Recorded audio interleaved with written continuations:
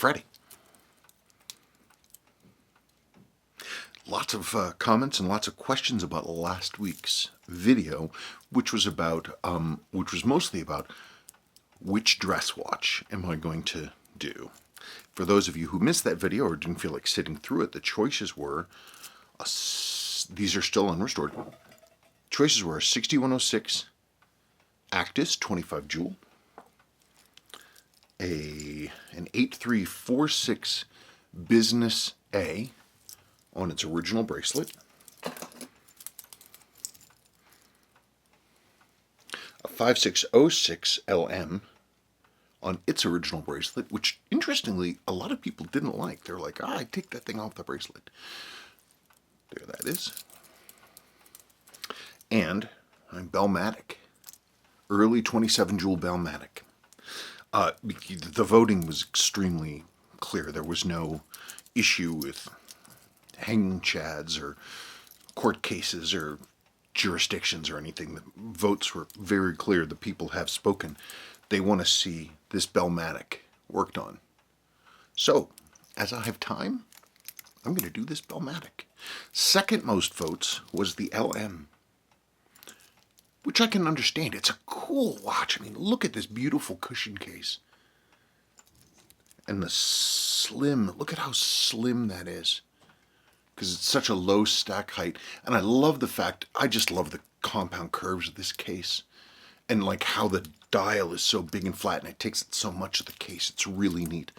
I mean, as opposed to, you know, it's very much a different feel from the Bellmatic.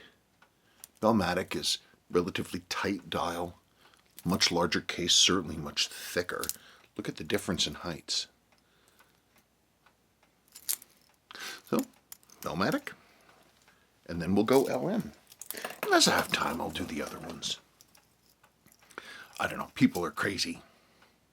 This is a beautiful watch. I'll listen to you guys, I'll do what you said, but I was honestly, seriously for me, I was hoping it was this one. Beautiful, beautiful JDM 8346 handwinder automatic with its original bracelet and now with its correct original Seiko extender, which is what a lot of these got because they made the bracelets small because they didn't need to use the extra material inside Japan because smaller wrists at that time. But when they would export them or buy them, they would put these little diddlies on there. Seiko's always trying to shave a few pennies here and there. That is a beautiful watch. That is just a beautiful watch. But they're all beautiful. So I'm finally going to have a Bellmatic in my case. I haven't had a Bellmatic in my case since 2010. 2010, or was it 2011? Anyway, that's where it was. Basically 9-10 years ago. So that's what we're going to do. Wrist check.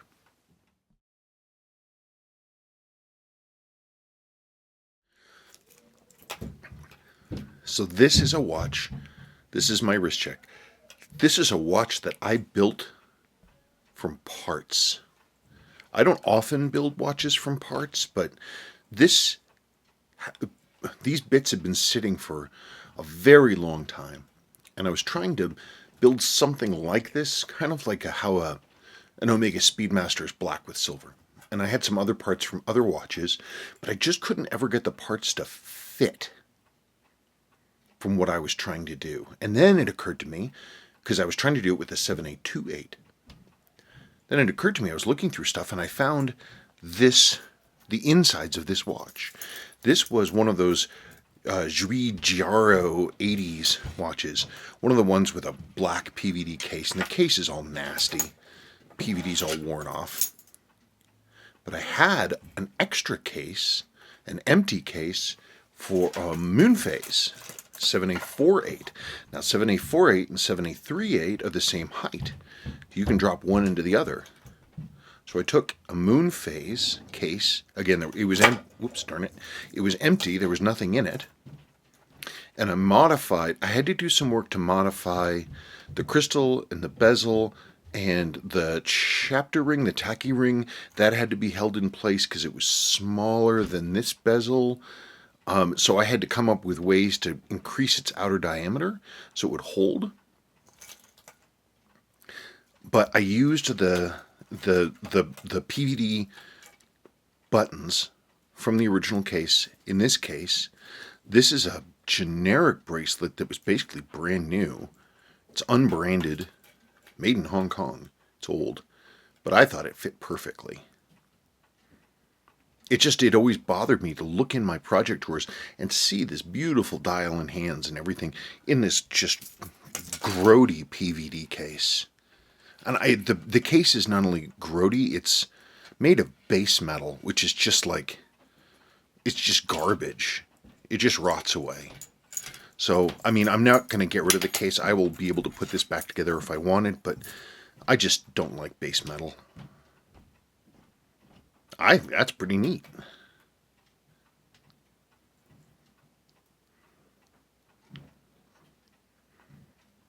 These things are just the boss. Yeah,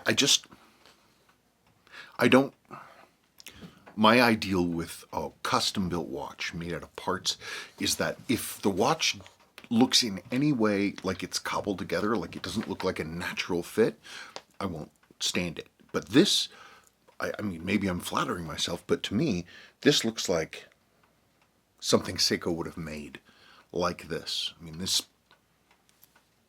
somebody sent me a picture of this and said, hey man, have you ever seen one of these? I'd be like, that's a Giugiaro dial, but I don't know what I'd say. But I'd say it looked pretty good. I'm especially proud, even though it's a little weird, I'm especially proud with having used the black PVD buttons because it makes it less dressy and more sporty, and also gives a greater visual width to the dial. To the watch, it makes it look a little nicer on there. Okay, let's go. Okay, so talking about all these dress watches. Rick, love those old dress watches. That blue dial is fantastic, very 70s. Yeah, if you're talking about that, the 3003, yeah, that's super cool.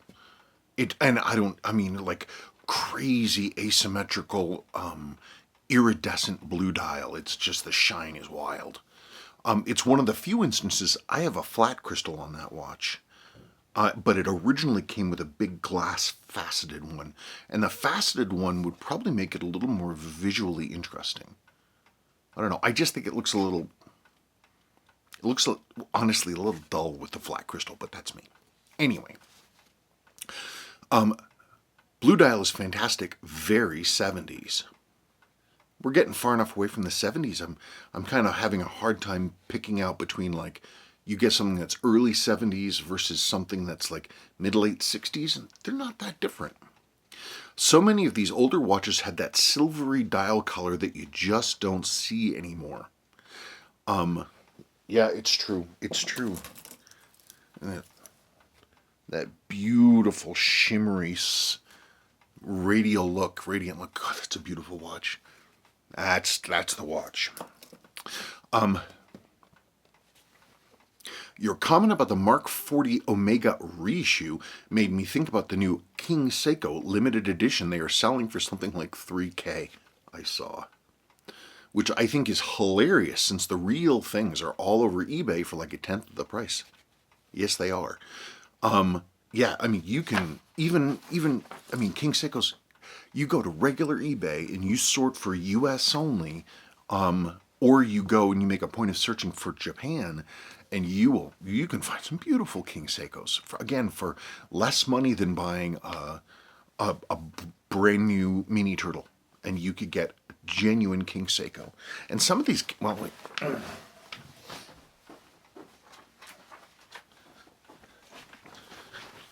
for example, this watch right here, I paid $236 shipped, I believe, for this watch, which came from Japan. And it's unrestored, I haven't done anything with it. $230 This is a hand winder. It's got a 45 series high end. It's the exact same movement in Grand Seikos. Literally, it's the literal exact Grand Seiko thing. But this is a King Seiko, and it's a high beat, and it's in this just exquisite. Come on, start running. You got nothing better to do. It's in this exquisite blade case. You see the.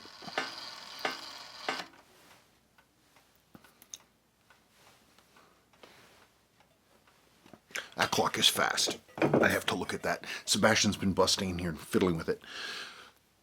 But I mean, I'm going to have to do a video just on this watch when the time comes. I love the case. Because look at the case. Look at each individual lug.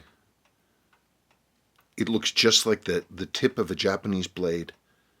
Like a tanto. But you can, I mean, it's even basically, it has like the temper line on it and everything.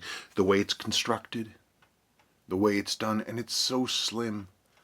What an elegant, elegant watch. Grand Seiko movement, extremely unique, beautiful case.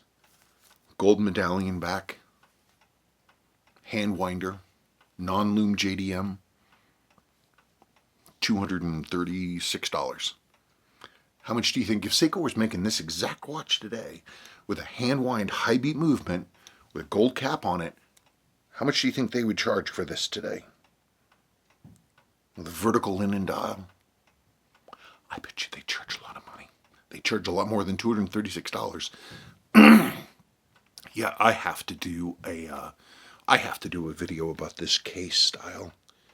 It's so beautiful. And when I realize that it has the same aesthetics as the tip of one of these things, you know, it's just like, wow.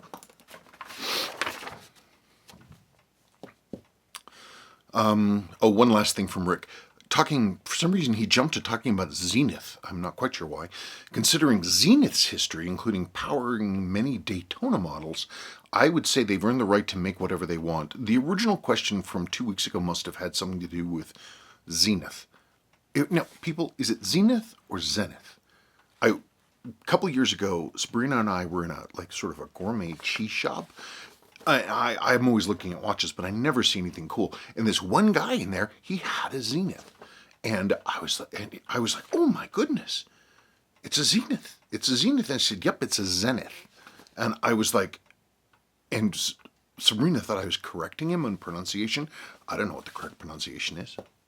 But I actually, Zenith is one of the last watch companies that I am really starting to think about just bringing one in, because it's a unique piece, and the El Primero movement has such a great story. This is going to be very interesting to pronounce this name. Georgi Nikolic. I certainly hope I got that right. Hi Spencer, would you consider doing a video explaining and or demonstrating how you add extra jewels? Whenever I ask a watchmaker, they have never heard of adding jewels. I would say then that they're not really watchmakers. Also, it's great to see you back. Well, thank you. I appreciate that. Putting in jewels is a pretty standard thing for watchmakers and watch repair. Especially when you have watches that have pivots instead of bushings or something else like this. Like with Seiko, all of these bushings and these jewels, they're standard sizes. They're all at a particular, set of steps in metric. And that's how the tool is used, the Zeitz, reamer, and press, and all that stuff.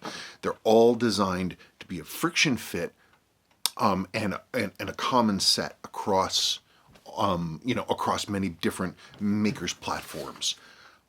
So it's not that tough to do. If it strikes me that somebody who says that they've never heard of adding jewels, are they like a battery change person, or are they like they have a watch shop? Because changing jewels is kind of what we do. And thank you for saying that's great to see me. I appreciate it. Okay. Ed Kane. You are right about the Seikos. My first Seiko was, I believe, an early turtle. I got it in Malaysia while on R&R from Vietnam in 1967. Very luminous dial, not only lasted through 6 months of jungle warfare in Vietnam, but 20 plus years in civilian life. And when I went to Rich's retail store in Atlanta to get a new Seiko, I let the salesman talk me out of my old Seiko for double what I paid. He was going to refresh it. Little did I know before I sold it to him. I miss it. I'm now a proud owner of a Seiko Blue Dial Solar that will probably outlive you. Well, I hope it doesn't outlive you. I hope you have a continuing life that goes on forever. Okay, so in 67, the watches that were available at that time would have been like a 6159 diver or a maybe a 62 MAS, which is a 6217, 8000. The 6105s weren't out yet. I'm really wondering what you had. Do you have any photographs of it? He says this gentleman paid you double what you paid for it in 1967. These watches in 1967 were, even if you're accounting for inflation, when they sold new, they were, gosh, I think they might have been right around $100, maybe a little less. So if you're saying that he paid $200 or something for your turtle dive watch from the late 60s, that's pretty sad. When did that happen? You might want to go and see if he's still got it. But anyway, I'm very glad that you have a Seiko Blue Dial now. But if you have Mr. Kane, if you have a photograph of your watch, let me know. If I'd really been planning, I would have gotten examples out of those different models that were out at that time to see what you might say about it. See if anything looked familiar.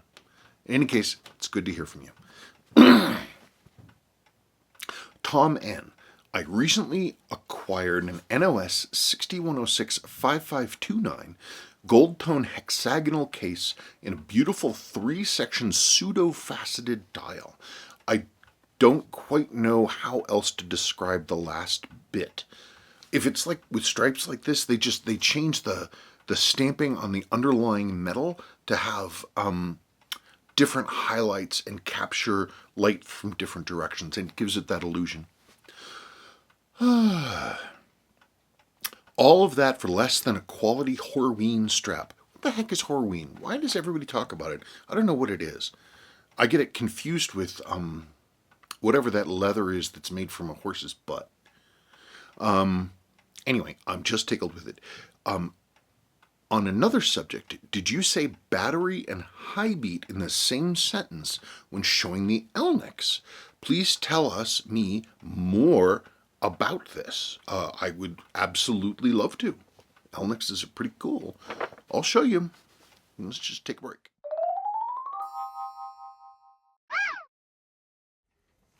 Okay, Seiko Elnix watches. Sorry for the screaming. I think he's doing it just because he likes the noise.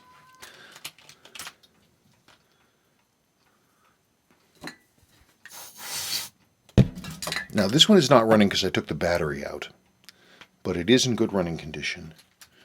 Let's see. So this is typically what they look like when I see them, because they're almost always going to have, they're almost always going to have a leaky battery. That's what these green crystals are, and this watch was destroyed. But they were, when Seiko made them, they were the top of the top. They were, it's interesting that Seiko put so much effort into them. What the heck is that in there for? That's a 6309 movement. That's not supposed to be in there. Let's see now. They are. So this was, for those of you who don't know, there was a sort of a pre-quartz technology that instead of like quartz, which is where you have, a circuit and it has a stepper motor and it sends 1 pulse per second. This isn't like that at all. The way these work is you put a battery in them and they're sort of run backwards. The battery pushes the train and pushes the balance. The balance still regulates the speed. But instead of the mainspring going and pushing power through the balance and the balance going to the hands, you have this battery, and the battery drives everything through there. They're cool.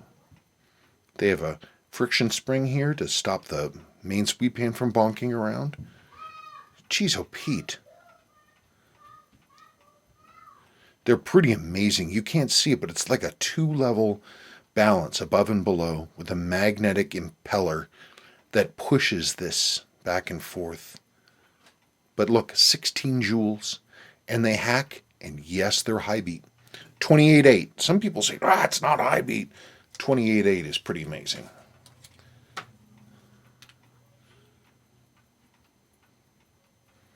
And these are beautiful with that red text. These are great watches. And once serviced, if you keep them sealed and clean, they're great. But yeah, high beat. And they run really tight. I don't want to really undo this one right now, but yeah, they're beautiful. There is another, Seiko made another electronic watch, the EL370. I would have to open this one up. I don't think I can. But and they're not bad. These ones, I mean, they're fine movements. They're jeweled and everything else like that. But they're nothing like these Elnix. God, it's Grand Central Station. But they made these ones with, darn it. They made these with, hey, I'm putting the wrong case back on that one. Very, very crazy 70s dials, and they liked using these disco ball crystals. I couldn't find a disco ball crystal, so all I did was just get a domed hardlex, and I put it into the ring there. So it's not correct, but it certainly works. I should have prepped, but I took the battery out because I didn't want to just run this one, run it. The reason I'm not wearing it is that I cannot find the original bracelet it would have come with. And that's what I really need. But yeah, they're cool. Man, if you can get an Elnix, they're neat. And they can dial into pretty tight accuracies too. Okay. So, I mean, yeah, really, in my opinion, the Elnixes are, I mean, in my experience, I'm not saying this is a fact, they're sort of the height, the apogee of that mechanical battery electronic watch thing. I mean, 16 joules, high beat. They were extremely expensive when they were made, and they're a real funky piece. If you look on Yahoo Japan, you can find them. Though they ask a lot of money over here, people don't really think about them. But it's the usual thing. If you look and you see one, and it's kind of scratched up or whatever, but the dial is clean and the lume is white, chances are better that it's not damaged. As with a lot of these watches from that time, the guys tended to just wear them until they died. And a lot of them, when I get them, they come in, they have clearly had a battery leakage. So just, again, look for one that's clean, and ideally with its original bracelet. That's another thing of that period, especially of Seiko. Those watches were wacky. I mean, they were pretty far out, and they came with their very specific bracelets. Sometimes those bracelets didn't last. But that's the thing. You want to get that. Joseph Stewart. Hey, Spencer, and possibly Sabrina playing video games near you. She'd love to be, but she's basically a teacher for all the kids. And so she is in charge of everything. Sadie's getting ready for first year of high school. Willow is doing all kinds of coding stuff. Sebastian has to get prepped for kindergarten. So she has a full-time job, basically just working with the kids. We were lucky last time that she was down here playing video games. She normally doesn't get that kind of a break. I encourage her to take time when she can, and she doesn't listen to me. But it's too much to ask for her to set aside half of her day to get ready for this. Maybe later. I really enjoy having her here. I think it's a lot more fun. I think, I don't know, just me and myself, I mean, you guys are just stuck with me. I like having Sabrina around. It's like having, salt on your eggs. Let's see. Okay, so this is Joseph Stewart again. Have you ever had in your possession or on your workbench one of the Seiko 7548s with the rare as hen's teeth teal dials. Absolutely not. For those of you who don't know, okay, here's a Seiko 7548. This is a 7009. Okay, it's a Quartz 150 meter diver. They came in black, like this, blue with Pepsi, orange, but for 1 month,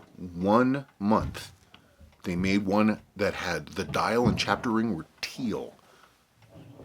I don't have one to show you. I don't have a photograph to show you. I've never seen one personally that I can remember.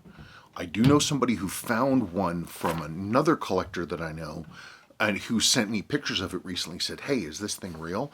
And I was like, "That's the real deal. That's it." They're incredibly rare. And for collectors who really like it, man, they're all about it. Because it's so rare and I'm not used to seeing it, the teal looks kind of jarring to me. I've never really figured that out. But they are cool. The 7548 is currently my favorite vintage Seiko, hence all the 7548 questions I've shot your way in the last 12 months. Hope you don't mind. No, I don't mind. I love talking about the 7548s. And I find the teal dial variant to be unbelievably exquisite. Also, while on the topic, thank you so much for introducing the 7548 to me. I love it. My 7548 7000B has stolen pretty much all of my wrist time from all my other Seikos, Tudors, Omegos, and others. I just love it. Currently wearing on a Z199 from Uncle Seiko. That's the way to be. Yeah, the 7549s are just... they're magnificent. They're beautifully made.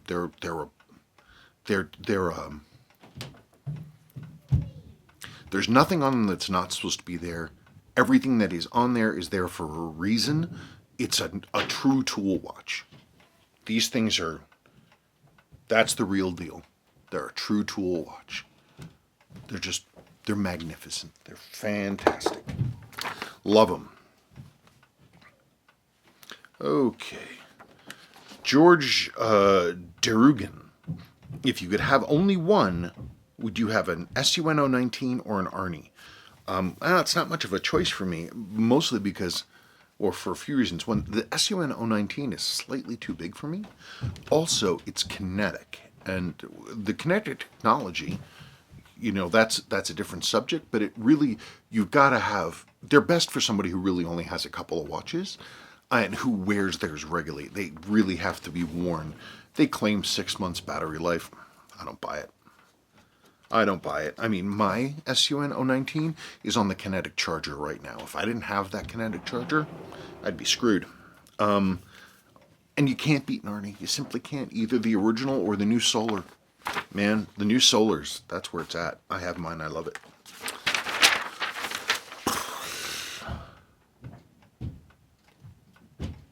The Retro Future. He made this comment on a video about one of the new SLAs that I had. I forget which one. Anyway, he just bought one of these. Would love an original 62 MAS one day, though. I tell you, 62 MAS. If you're going to buy one, if you're looking to think about a 62 MAS, you'd better buy one sooner rather than later. They just keep getting hotter and hotter and hotter. They were, I've owned some beautiful examples and they all get sold because they're going up in price so quickly. I mean, above and beyond anything that I'm doing. I look online because I don't search for them, and they're going for a lot of money. Best thing right now is to find the best single one that you can find in terms of condition, in terms of originality, and buy it. If you really want one, now's the time. Big thing is you just got to be careful about the loom. That's the loom in the hands and the dial surface. Those are the things that really matter. Everything else can be dealt with, but those things are kind of forever. By the way, the Retro Future. So this gentleman has his own YouTube channel. He's got like 47,000 subscribers or something. I don't know what I'm doing wrong. MCFL1. I picked up one of these in the black dial version, SRP C37, before Thanksgiving 2020, and it's hardly left my wrist since. He's talking about the Mini Turtle. This is now pretty much my everyday watch. Funny, but I found myself agreeing with a lot of the observations that you made. I think of this watch as a bit of a Seiko Nerd's Easter egg watch. The 7006 case is yet another. I never would have found that one. I only found it by accident. I just happened to be looking in that drawer and I was like, wait, that looks kind of like this one. I didn't know either. So many nods to the Seiko heritage, and yet they managed to create a unique style despite the somewhat misnomer Mini Turtle nickname. You are right, of course, that the dial is the star of the watch. The dial is really nice. I do like the gumdrop magnifier, and the older I get, the more help I need with legibility. Yeah, me too, honestly. The crown initially did seem a bit large, but then I realized that this is really a tool watch, and the large protruding crown makes it easier to set. If I were to guess, and I am a horrible prognosticator, I would say that this will be a sneaky classic, and in a few years when they stop issuing them, it will be a cult watch. Next, I may get a nice bracelet for it to change it up and dress it up a bit. I hope you're right. I hope it is a cult watch. Milo is at the door. What?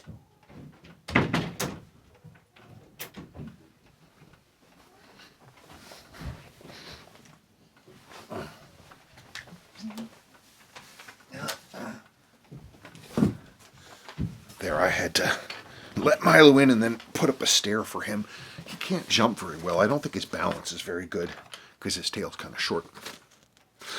So he's got to have help getting up on stuff. They're cool. I'll look at them again, the mini turtles. I don't know, just the in-cut. I know the in-cut on the cases and the lugs. I should have remembered that the Sumo has those. And I've owned a Sumo, but it's been 10 years. Wasn't saying that it wasn't something Seiko ever did. I was saying that it didn't seem like a Seiko thing to me. Like that case style didn't originate with Seiko. It's not something, really Seiko-y. Like this. Seiko 6309. There's no mistaking this. There's no other watch made then, or now even by Seiko, that replicates this. It just can't be matched. So it's just, and it's very specific Seiko style. Whereas the mini turtle is kind of less so. Milo, look, I put up a step for you right here. Look, there's a footstool right here. Why are you looking at the chair? Milo! He's not a very bright cat. Very loving, though. But he's not really plugged in. Okay, Ryan Walters. Question for next week's mail call. Seiko 75XX, 7CXX, 7AXX, or Grand Seiko 9FXX. Which is better and why? Ryan, that's a subject for a standalone video. But I have a couple things coming. One, I have a 7C43 basket case watch that's coming here. And when that gets here, I want to rip it apart because I want to show people. Because I recently went and, thanks to a misunderstanding on my part, not understanding what somebody was saying, I went ahead. I'm now the proud owner of a 7C43 7010. This is the 200 meter version. It's the successor to the 7548s, but the 200 meter in that it has a screw down crystal retaining ring. 7C43. And so I serviced this one. And when I was taking it apart, I really had to challenge myself for my preconceptions about how these movements, their strengths and their weaknesses. So it's not quite cut and dried. This one's better than that one. There are some things that this 7C movement does that are far and away superior to both the 754 blanks and the 7As. But when that watch gets here, and when that 9F that's coming from you gets here, I will make a standalone video just about these things, because I think it deserves talking about. Boy, isn't that something? 7C43 7010 on the original. This isn't a Z199. This is the next bracelet that these came on. The big difference being is that the center links here are hollow. The ones on the outside are stainless steel, but with the Z199, they're all solid. This is a little lighter because it has these center links are hollow, but it's correct for this watch. Whew, that's a beautiful watch. Hi, Milo. Jitaka 1. I've bought and owned the modern turtle 3 times, but it's not just that it's a little too big, but something about the proportions are just not quite right. I agree the mini turtle would look so good if they had a cutout for the crown like the rest of the turtles. Yeah, because if they had that cutout for the crown, that's a real, in my mind, that's a real Seiko thing. Having that beautiful sort of, flowing look, flowing around the crystal, not just around the crown, not just cut and dried.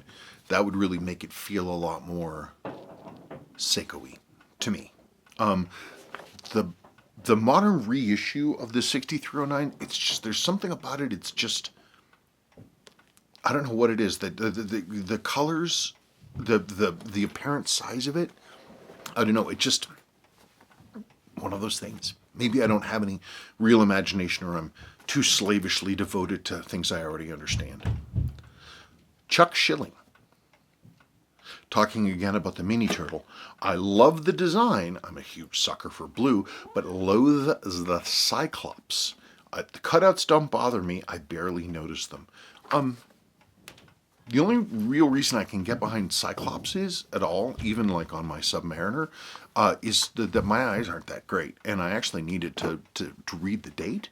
But I've never been 100% comfortable with a Cyclops, even on my sub. If I had my druthers and I was going through that watch again, I would install, instead of putting in a new correct crystal with the magnifier on it, I would just put in a flat one with no magnifier. I really would. I don't know why that is. I think because there were so many decades of cheap junk watches produced that were trying to look fancy, and they would do it by adding a little magnifier on their plastic crystals. And you go through thrift stores and you'd see these junk watches with their magnifiers, and I just associate it with, I don't know, cut rate pieces. That's not right. That's just what I think. I should just get over it. It does have a use, so I back it for that. Y2K Tube. In his January 28th, 2021 YouTube video, The Urban Gentry, TGV, a big fan of Spencer. TGV's a fan of me. I mean, I know he's mentioned me a couple of times, but it's been many years. I haven't even spoken to the gentleman in a couple of years. If he's still a big fan, well, that's great. I didn't know that. That's good to know. Hello, Mr. TGV. Okay, let me start again. In a January 20th, 2021 YouTube, The Urban Gentry, TGV, picked the Mini Turtle as his #1 diver watch choice for under $500. Well, it's a decent enough watch if it's running well. Like the one I had in here was running great. It's a perfectly fine watch. Functionally, it's great, and I do like the dial. I don't know, it's just weird. TGV, a big fan of Spencer. I'm amazed that anybody watches me. I mean, I'm glad you are here. Trust me, sincerely, I am, but I don't know. Keith Donnelly. Oh, talking about the dress watch, Insomnia Watch choice. Keith Donnelly, you know my vote, Spencer. Time to add a Bellmatic to your watch box. I have a huge passion for bells, as you know. I own 2. 4006 6020 27 jewel, January 1970, and the rarest Bellmatic of them all, the 4006 7000 November 1966 with the dolphin caseback.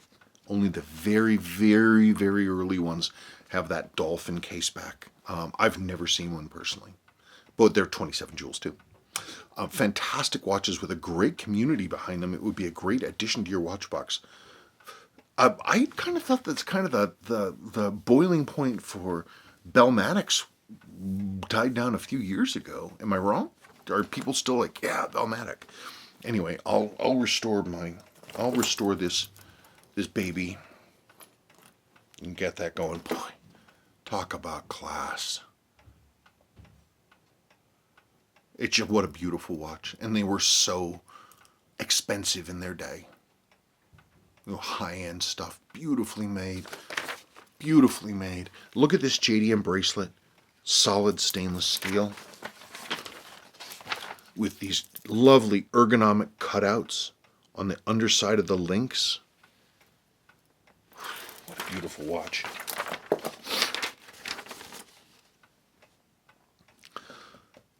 Daryl Willman. I would do the Bellmatic just for the looks, even before you said higher quality movement. High quality movement. Almost all of my favorites lately are diver/military types, so not so dressy.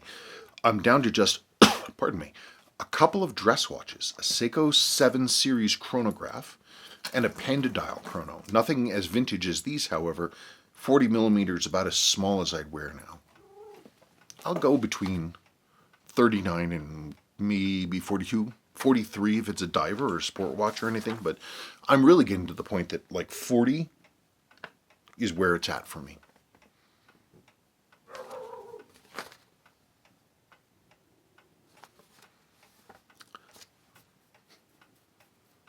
It's sunny and chillingly cold and there's snow on the ground here and the wind's blowing like crazy, but it's warm enough that the squirrels woke up. We had that big cold snap came through here, same one that rolled into Texas. We got snow, but we didn't get nailed. But anyway, today it's sunny, and so the squirrels are awake, and that means Rocket is off doing stuff. That's who he's barking at. Roar of the Tiger. Restore the Bellmatic. I served in Vietnam from August 1969 till May 1972. Yes, I know, not a regular tour, but need I write a novella to explain? During my first 6-month extension, I purchased a Bellmatic, great watch, but about a year later, I lost it to a professional pickpocket when I was approaching the Pan Am office, which was then back on a dock in Saigon. The pickpocketer snapped it right off my wrist. I suppose practice makes perfect. Besides, like you said, it has the best movement. Regardless, all the best. You served in Vietnam from August 69 till May 72. So you were either voluntarily, you were voluntarily re-upping and you were there kind of late. Were you, so it was not a regular tour. What was your irregular tour? What were you doing over there? I'd be very curious to hear some stories. You want to write a novella? I'd be glad to hear it. Hello, okay. One of my favorite names to read. I love big names like this. Oscar Gustavo Arcos Ruiz. I got that wrong. Ruiz. Hello, Spencer. A question for next week or for when you decide. What do you think of the Seiko twin quartz mechanism? I know that for these times they are old technology, but back in the day they were it. Thanks, and excuse the French. Well, it's perfectly fine. Well, twin quartz, for those of you who don't know, okay, when quartz, Seiko basically perfected quartz. They invented it and they made it really high end. In the days starting in like 69 and into the early 1970s when Seiko was really, really high on doing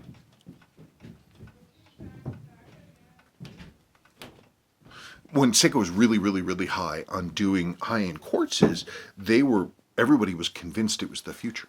And so the way that a quartz watch works, for those of you who don't know, is that you have a CMOS, a little brain, and it runs, and the watch circuit runs power through a crystal, and the crystal will vibrate at a very, very specific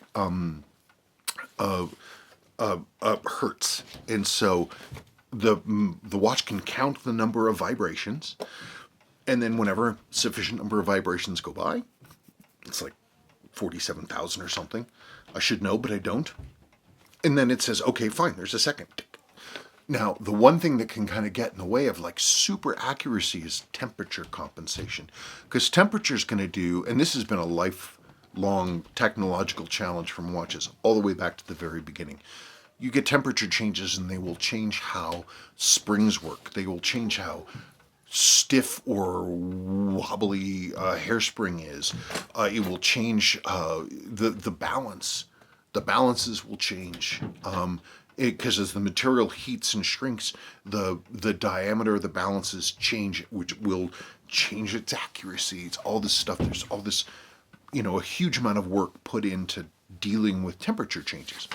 So the way twin quartz, quartz is no different. You're going to get differences in transmission. You're going to get differences in like slop and tolerances inside. So Seiko has two twin quartz, and one basically is to compensate for the temperature, to basically readjust the other one to keep those really tight. They're beautiful watches. They're beautiful watches. And again, to make something like that today, it would be stupidly expensive. People think about quartz now, and they think about what quartz has really become, which is, essentially disposable. Movements that weren't supposed to be serviced, they're mostly made of plastic. When they fail, you throw them away. Back in the day, Seiko quartz watches were so expensive, were so much money, that Seiko sent out basically booklets with their materials to jewelry shops, watch places, explaining to the salespeople all of the talking points about why quartz stuff is so expensive and how technologically advanced it is. Back then, in the early 70s, that was the way to be. And so those quartz watches, those high-end things, they're so inexpensive. Like a brand new 9F, Grand Seiko, it's a Grand Seiko quartz watch. Brand new 9F, they're thousands and thousands of dollars. And their tech is, Seiko perfected their early tech, almost 50 years ago. And you can buy one of those old twin quartzes for not a terrible amount of money. Hell, you can buy an Elnix, any of this other stuff. These early quartz models, they're just not a lot of money. And they will, after service, they will run and run and run and run and run. Okay, last one, Paul Steele. Apart from the dial numbers, date language, symbols, and dial colors, exactly what is the difference between Pogue's watch and the non-Pogues?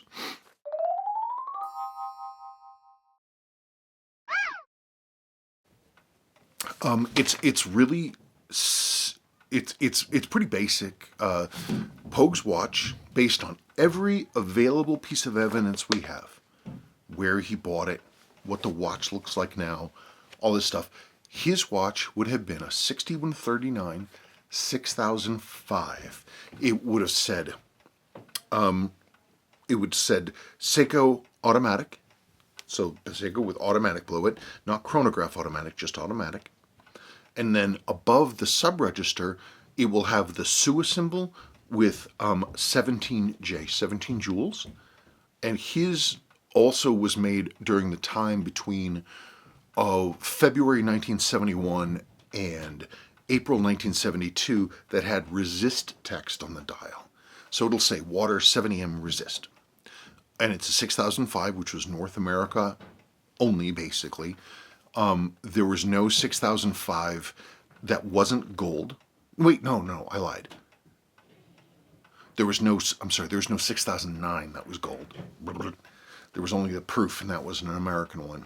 Sorry, I was a little confused there for a second.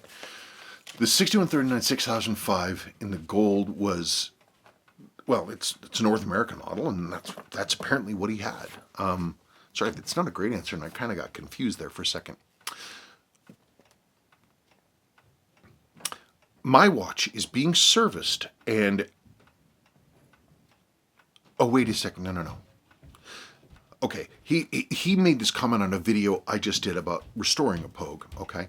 He said, the watch that you were servicing and finding like plates being found loose, screws being found loose while doing it, reminded me that with my career requiring me to be positioned in places that needed long passages by air travel to get to, the pressurization that my non-Pogue Pogue was subjected to resulted to a few visits to watch repairs in whatever place I ended up in to have it all tightened up again. In all, the Seiko performed not too badly, good enough that it was still giving reasonable service 50 years after I first received it. Do you still have this watch? So were you military or just going all over the place? I'd be very curious to know what your travels did. Anyway, but that's the deal with a Pogue or non-Pogue. Pogue's watch was a 6139 6005 gold dial, with the gold indicator ring, as that's how it would have been made. The gold indicator ring faded to white as they do. It was resist text on the dial. It's again, it just said, it had the different, that more limited, text on the dial. It's crazy how many of those I've owned. It's crazy how hard they are to get now. Anyway, that's about it. Many people, because it's been tiring, man. It's been tiring. Sort of all this corona stuff and having the kids running around, and now we're getting close because the vaccines are almost out and we're on the list and everything, and we're getting this close to being able to begin to think about turning things back to normal. And frankly, we're just a little burned out. I'm a little burned out. I think going forward, I do absolutely want to keep making videos. If I'm really drained and not that great, my urge, I always question the wisdom of spending the time to make the videos, even though I know you guys enjoy them. And once I start making them, I do enjoy them too. But it's a little tough. But a lot of people were saying, "Hey man, take the time. If you need the time, take the time." I would just feel badly, letting people down who watch regularly. It sort of would feel selfish to me to stop doing the Friday videos. But I think what I'm probably gonna do, at least until we can get the kids back into school, which may be summer school, is I will still do Q&A videos on Fridays every now and then, but I will replace many of the Friday videos with like an Insomnia Watch thing or a rebuild, something like that, and do Q&As like, I don't know, once a month, once every 3 weeks, something like that. So I still want to have a Friday video. Friday afternoon, I should load a video. Milo keeps poking me. So every Friday afternoon, I'm still going to upload a video, but it might not be a Q&A. Because what that does is then it stretches out the burden of making a video more, over the week. So I think that's what I'm going to do. So it's not going to be every week Q&A. I'm going to go to more technical stuff with you guys just seeing my hands, and then maybe sort of a monthly recap where we visit and we talk about some of the challenges and things, and I'll answer questions at that time, and we'll go from there. Does that work for you? Last thing. What was the last thing? I'm getting very, very, very close to the end on my jobs. I know I keep saying it, but it's true. It's just like I'm getting down to the last jobs. They're all multi-watch jobs, and it's just I want to complete them. And until I complete them and I clear the books 100%,